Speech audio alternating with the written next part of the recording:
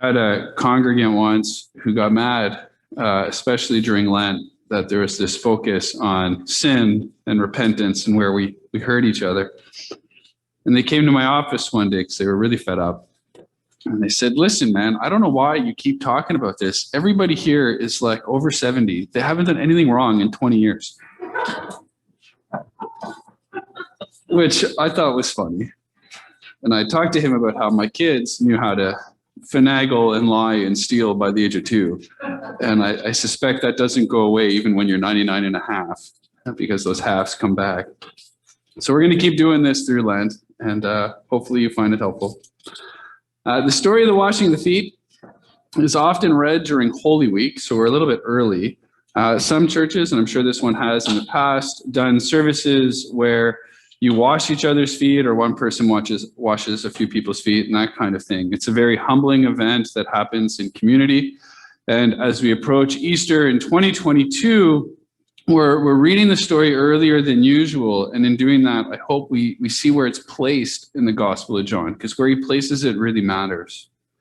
You see, right after claiming to be God, right after claiming to hold the highest authority, Jesus then turns, bows down, and does one of the lowliest jobs you can think of.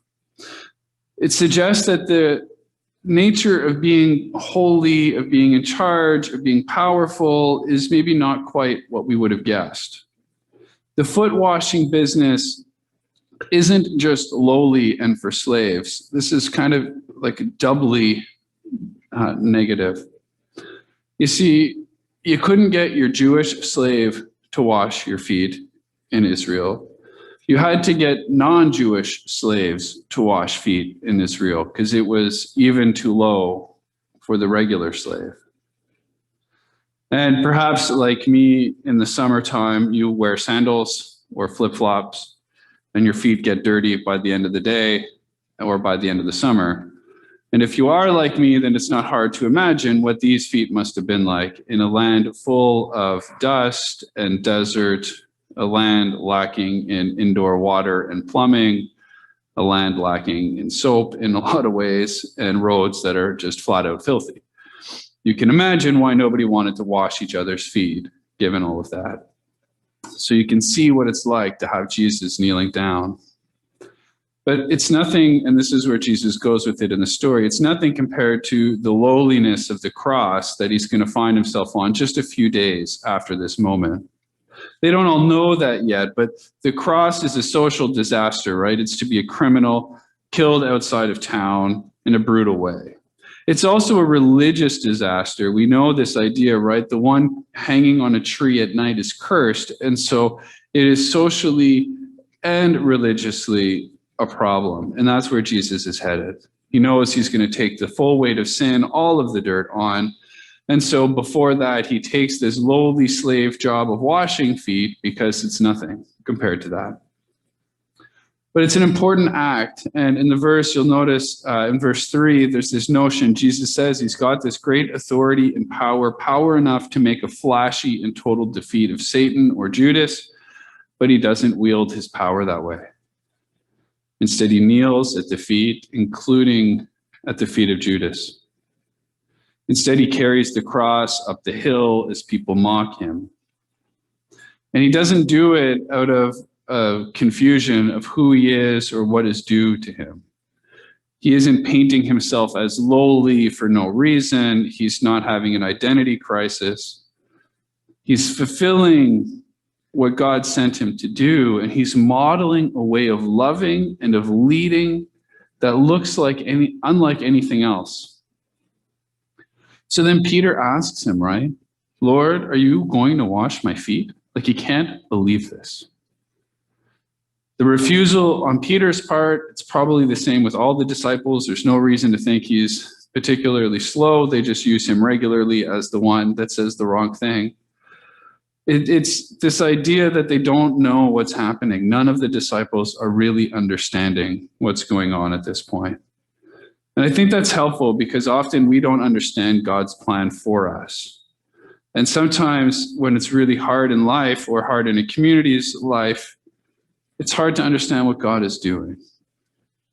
And we can take heart to know that we're in good company, or at least in the company of the disciples, when we look around and think, what is going on here? There's a story, I've been reading St. Augustine's Confessions for Lent, and he's got a story in there that I thought is kind of helpful on this vein. There's this young guy, and he's walking, and he finds a really nice axe on the side of the road. And so this kid is like, hey, great, I could use an axe. And so he picks up the axe and he goes off into a field and he starts using the axe. What he doesn't know is that the axe is a big deal because it was used in a crime. And all the authorities and all these people in town are actually looking for the axe. And it's a small town, so they all know what axe they're looking for. And so they assume if they find the person with the axe, they find the criminal. So this poor kid has found this axe and is now in jail, awaiting trial of various sorts, but everybody knows he's guilty because he has the axe. What could be more straightforward? Of course, over time, things get sorted out. They realize who actually owns the axe. It's figured out that he just found it and all of this. And so it comes to an okay end. And Augustine uses the story to highlight the ways in which sometimes something that looks really bad happening in our lives is being used for good. And so the story is actually the story of a judge. And so later in life, this guy learns, or early in life, he learns not to judge things immediately, to try to get more information, to look into things a little more carefully, fill in the story before you jump to conclusions. And so Augustine's claim is this kid could not have known that, right, when he is in jail and things aren't going well, and yet here he is learning on God's behalf. God is actually preparing him in that difficult moment for the job that is to come. Now, we've talked a lot lately about the choice we have to come to faith and the need to judge Jesus and ask ourselves if he is who he says he is, if we can trust him, if we can place our faith in him.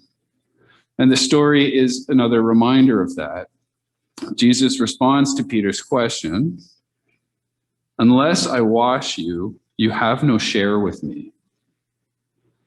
It means that Peter's refusal, as understandable as it is, as much as it would make sense for any of us to not be happy or be put off by this, is an obstacle to salvation, and an important one. The passage is highlighting that recognizing Jesus as who he says he is, the one worthy of worship, the one we can trust, the one you can place your faith in, the one whose life, death, resurrection change everything, is of course important, but it's not even the whole story. He's trying to tell us who believe in Christ and those who don't that they ought to, that the light of the world is what they need to follow. But they've got to follow all the way. From the text, where it is in the Gospel of John, this is how one scholar puts it. I thought it was really helpful. It says, the text hints that this indeed is a turning point in Jesus' ministry. Respect for the Jesus who had revealed himself as the one coming from the Father can no longer be expressed simply in terms of humility toward him as their master, which Peter does in verse 8. Rather, it is expressed in terms of accepting the service he is about to render as he turns his gaze firmly toward the cross. The idea is that recognizing Jesus isn't the whole thing. We know this from other stories. You might remember there's stories where there's these minor league kind of demons, and they recognize Jesus, and he sends them away. We might also notice this happens sometimes with the religious leadership. Some of them seem to actually think Jesus is this powerful, long-awaited guy, but they're threatened by that. And so they seek to bury him, quite literally, to preserve the status quo, but they've recognized there's something about this Jesus character. And so we know that there are people who can see Jesus, who can recognize Jesus. There are kind of spiritual bodies that can recognize Jesus and yet not submit to him. And in this story, the submission looks like accepting his act of cleansing. And to do that, you first have to recognize the failings. You have to recognize the pain that you cause each other, the pain we cause the planet, the pain we cause ourselves when we are the voice in our head that is our own worst critic. this cosmic ways that things are not in alignment, we got to recognize we're not going to be the ones to put them in alignment. I find that a little bit easy because I don't know how to align the wheels on my car. I know that's a thing, but I don't know how to do it. And similarly, I can think that there's something that is like a cosmic alignment, but I can't do it. It is hard though, right? It's hard to accept because it sounds weird that in Jesus of Nazareth, you encounter God made human. He's vulnerable, he's fleshy, he's willing to die. He's willing to die a humiliating, painful death as an act of love. It's also hard because we don't like accepting help for the most part. In our times of need, we try to be as independent as possible. We try to muscle our way through challenging times, and we try to do it as much alone as possible. I know that because I do that. I also know it because I'm a pastor, and lots of people tell me this. And it makes me really sad. It's very true, though. I know you might have done this in the past. Life gets hard, things get complicated, things are piling up, and so what do? We take a break from church. Because church is somehow an onerous obligation. And yet when we're going through a hard time, whether it's individually, maritally, with our kids, with our health, with our parents, these moments when we are vulnerable is exactly the time to lean into the community of faith and let it help you. It likes to do that. We're called to love one another, and we like loving one another, and then we rob each other of the opportunity to do so because we don't like getting help. I'm with you here, believe me.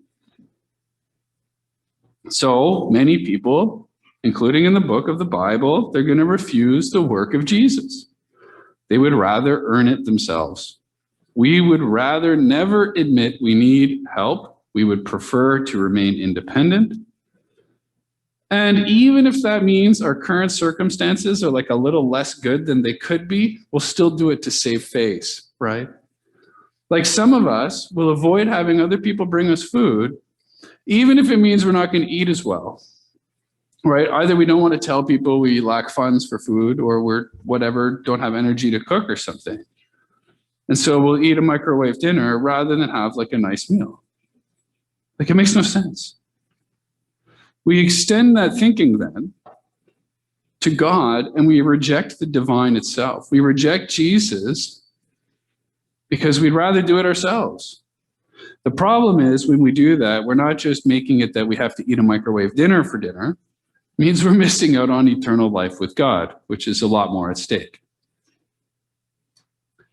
One writer put it this way, says, Jesus' service to his disciples is neither the service of a slave to his master's guests, nor the condescending service of a master to his social inferiors as an act of charity.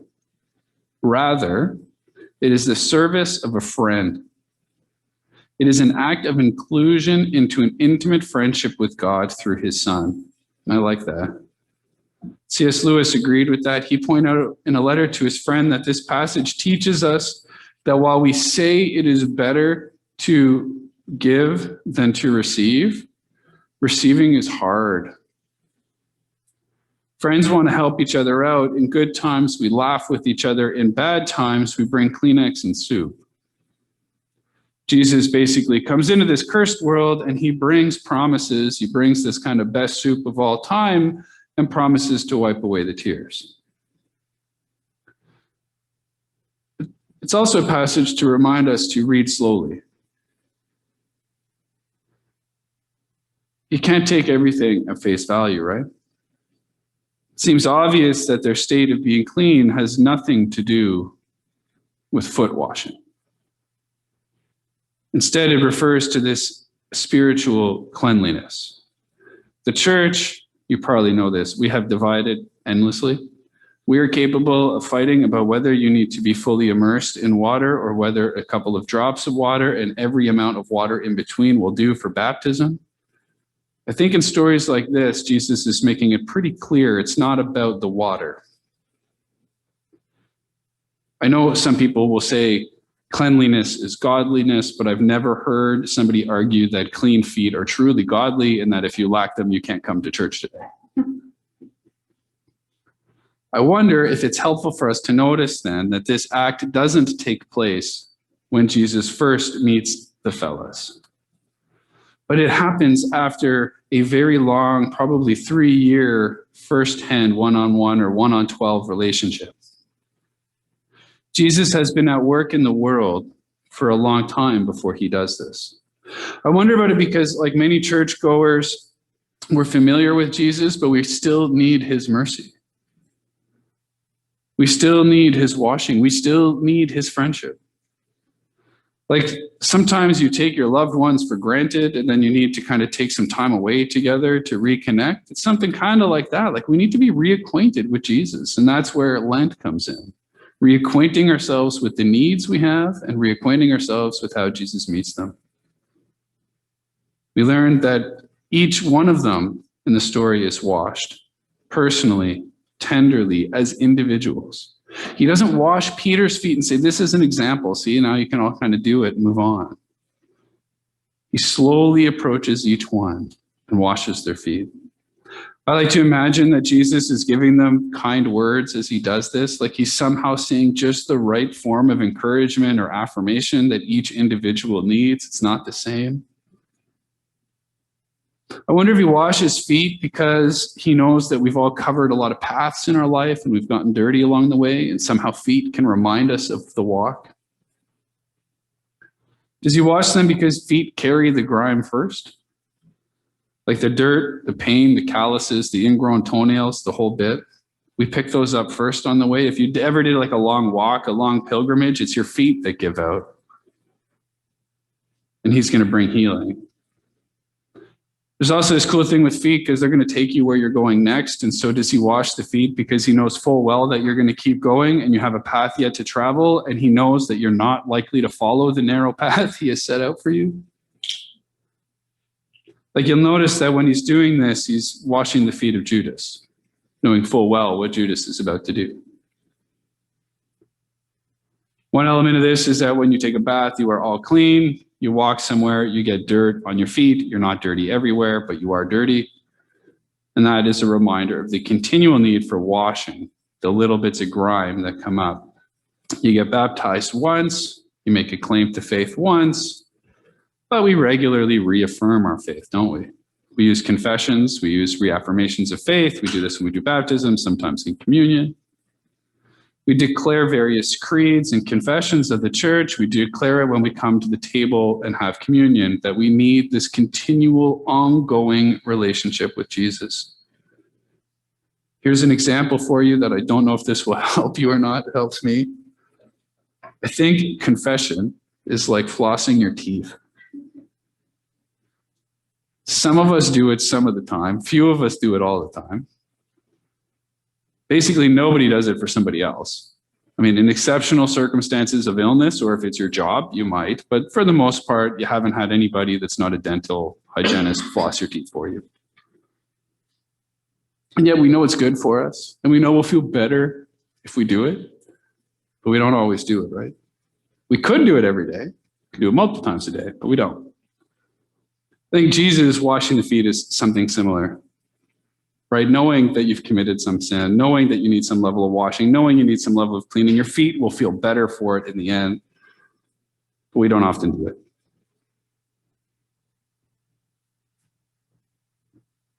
In the Gospel of John, the feet of the followers are pampered.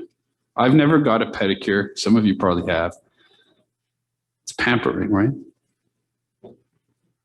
And it's in contrast.